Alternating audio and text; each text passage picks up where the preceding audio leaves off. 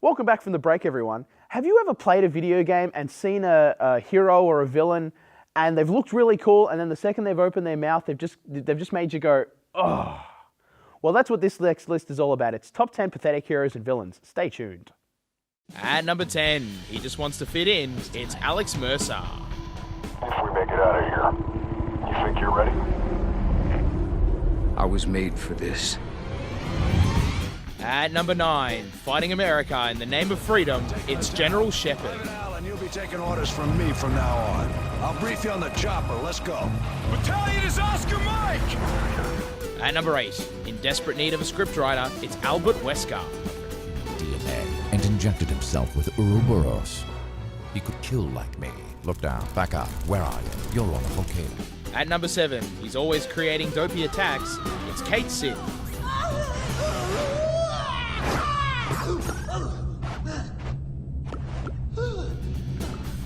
At number 6, the cousin that should have gone bowling, it's Waluigi.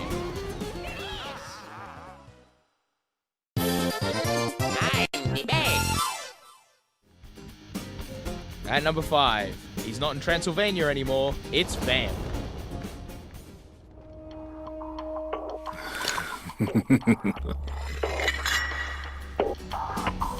At number 4, redefining pathetic for a new generation, it's Hope. And you will find her, Sarah. After all, you traveled through time and found me. At number 3, Nordic god of anticlimaxes, it's Alduin.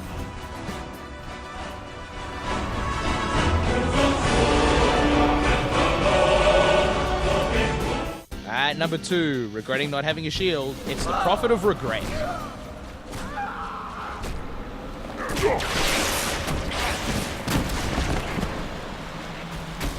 And the number 1 pathetic hero villain is Duke Nukem. What? Did you think I was gone forever? So that was top 10 pathetic heroes and villains. Jump onto our Facebook page, links right down at the bottom of your screen, and tell us what you think. In the meantime, though, guys, what did you think?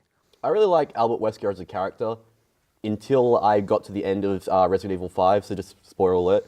So, right at the end, you kill him by dumping him to lava. He still comes out, and he's still alive and whatever, and then you're in a helicopter, and you shoot not 1, but 2 RPGs at him while in the lava, and apparently that kills him. Resident Evil logic, I guess. Yeah, for me, Alduin was sort of like the biggest anticlimax. You know, he was built up in throughout Skyrim as, the biggest, toughest, meanest dragon. You're gonna, only the Dragonborn can truly defeat him and all of this stuff. And then you go in and it's like 1, 2, 3, dead.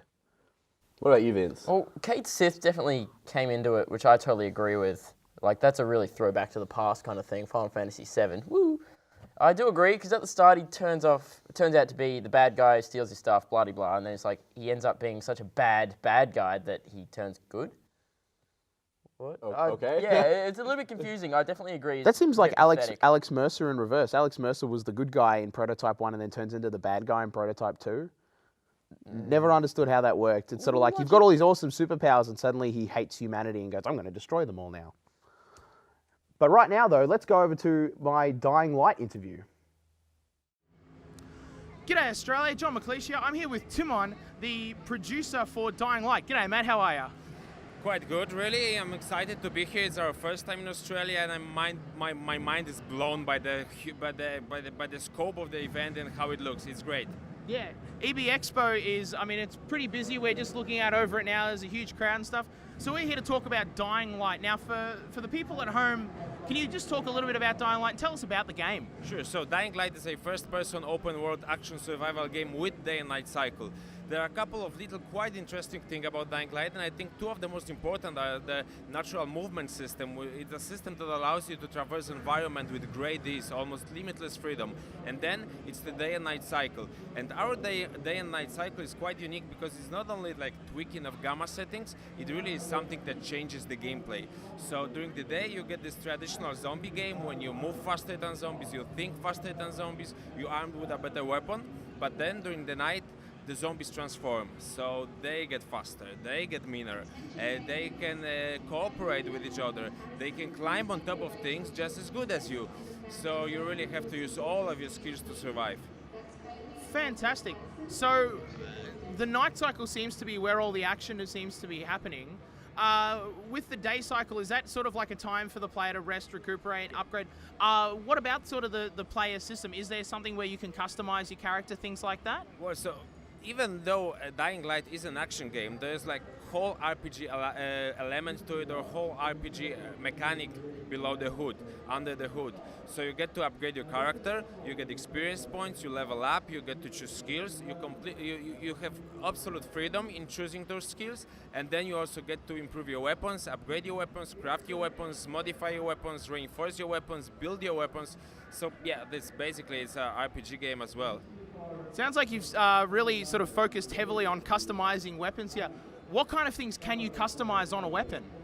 Well, we're not talking that much about customization, but when you look at the list of the things we have in our game, you could almost say that there's like 500 types of different parts that can go into our weapons. And then even though the game is melee based, we also have firearms, so you can even customize firearms as well. But with firearms, what's important about them is that even though they are extremely powerful, they are also very noisy. And we have systems in our game that tell zombies that, hey, if you use a weapon, it's noisy, so they go to that place. So you really have to think if it's okay to use it.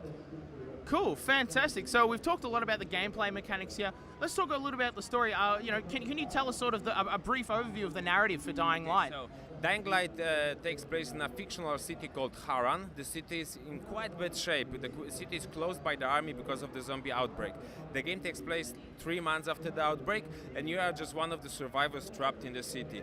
At the beginning of the game, you just want to survive, but then you find some clues about what happened, and well, we take it from here. Fantastic. All right. So, what platforms is Dying Light coming out on? Dying Light comes out next year for PC, PS3, Xbox 360, and Xbox One. So all 5 platforms. Fantastic. All right, mate. Thank you very much. Thanks so much. Thanks for having me.